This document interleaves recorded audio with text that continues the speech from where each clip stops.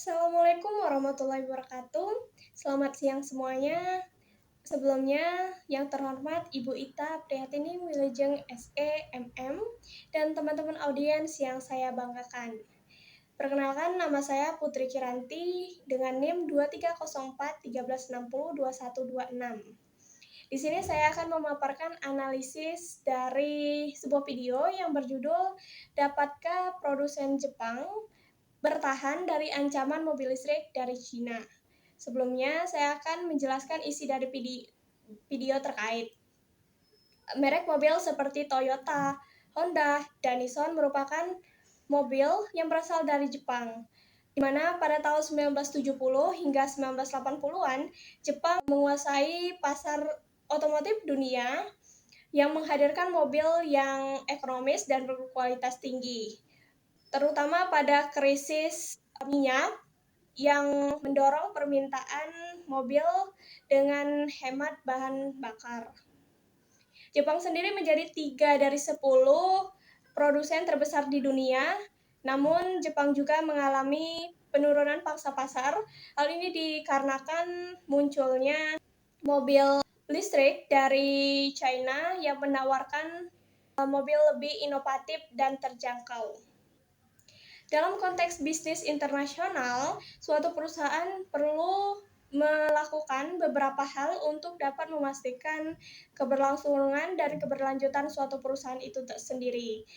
Salah satunya itu dengan mengetahui apa yang dibutuhkan oleh konsumen dan melakukan inovasi sesuai apa yang dibutuhkan oleh konsumen. Karena dalam bisnis skala internasional, pangsa pasarnya meliputi berbagai negara, dan di mana setiap negara itu memiliki kebutuhan yang berbeda-beda. Contohnya di India, permintaan mobil dengan harga yang terjangkau, sedangkan di Norwegia, permintaan mobil listrik tinggi karena didukung kebijakan pemerintah yang mendukung keberlanjutan. Nah, dari perbedaan tiap negara, perusahaan perlu adanya penyesuaian dengan apa yang dibutuhkan oleh konsumen di berbagai negara.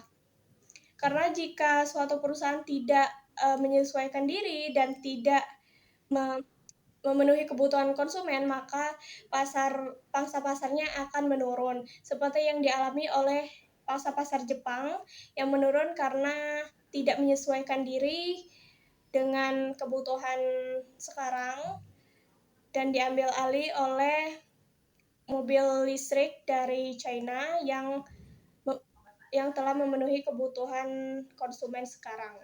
Selanjutnya, pentingnya kerjasama dan kolaborasi dengan negara lain karena mengingat tiap negara itu memiliki sumber daya alam yang berbeda-beda untuk memenuhi kebutuhannya.